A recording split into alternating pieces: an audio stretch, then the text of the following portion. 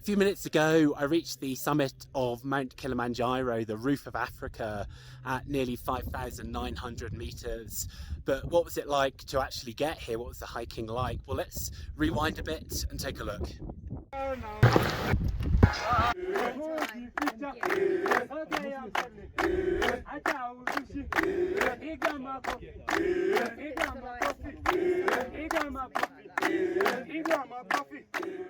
So of course, when you're on the mountain for 8 nights, it's not just a hiking trip, it's a camping trip too. So we've got 7 nights in camp. So this is the first night, so I'll just give you a little bit of a look around so you can see what it's like. So here are our tents. We've got about 9 of them, I think, for the travellers, and the guides and the porters have got their own. We have our mess tent here. This is where we'll be having our dinner a little bit later on. So they've already started setting up there. Very, very nice. And we have just over there the green top tent and another one there. Those are our loos.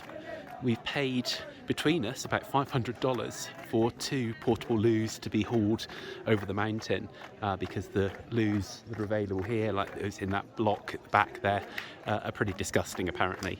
So let's go and have a look in my tent, see what that looks like. And here we go, home sweet home for the next 7 nights. Small, but hopefully comfortable enough.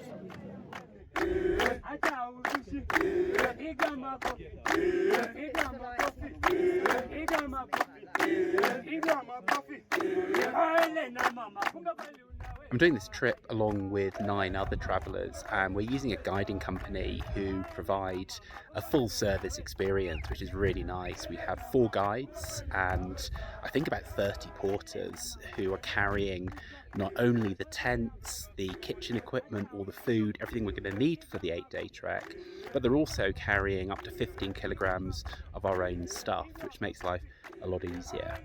They're providing cooked food for lunch and dinner, and really good breakfast as well, and they're providing us with clean water every single day. So it really is a very straightforward experience for us as travellers.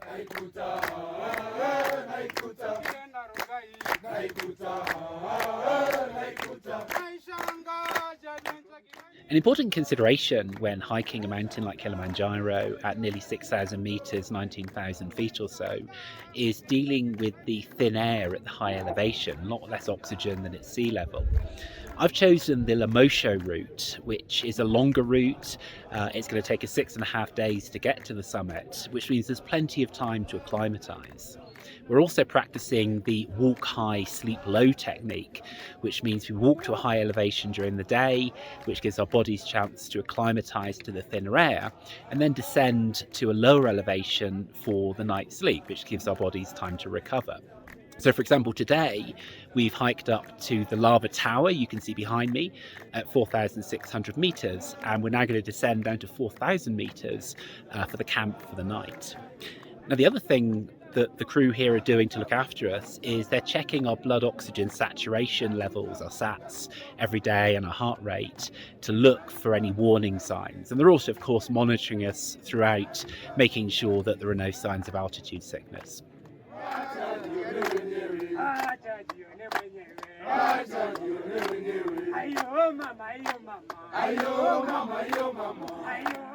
Because we're climbing such a long way, we're travelling through quite a few different biomes. We started in the rainforest where we saw colobus monkeys and a blue monkey, and then we transitioned to a moorland with this very tall heather, and now we're starting to enter more of an alpine desert, and obviously later on we'll see scree and ice, so quite a varied route overall.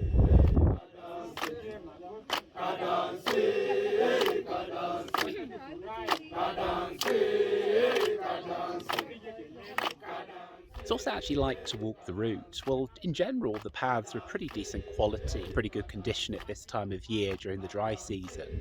There was a bit of mud on the first day through the rainforest, but generally since then it's been dry and in some places quite dusty. It's not a quick route. We're generally doing no more than about 2 kilometers an hour, sometimes less, sometimes more. It's not a quiet place either. This is certainly not somewhere you come for solitude. Sometimes you've had to queue to get through pinch points in some of the busier sections. And we're frequently overtaken by porters who have packed up camp, moving it to the next camp, moving quicker than us so it's ready when we get there.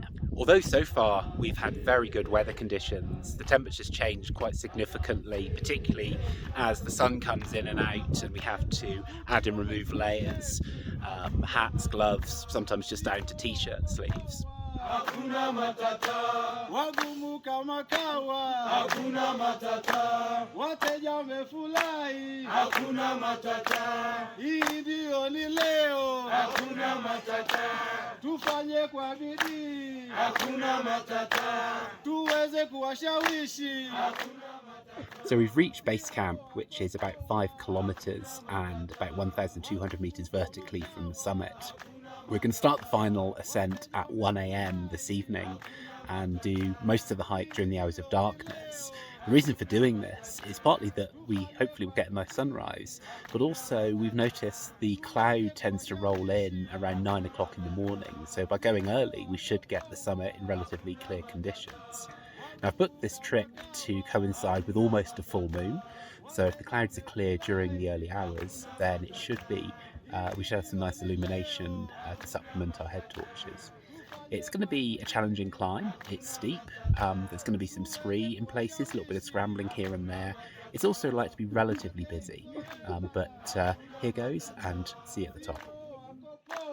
Hakuna matata, wagumu kama kawa. Hakuna matata, wateja wamefurahi. Hakuna matata, hii ndio ni leo. Hakuna matata, tufanye kwa bidii. Hakuna matata, tuweze kuwashawishi. Hakuna matata, tupate hizo hela.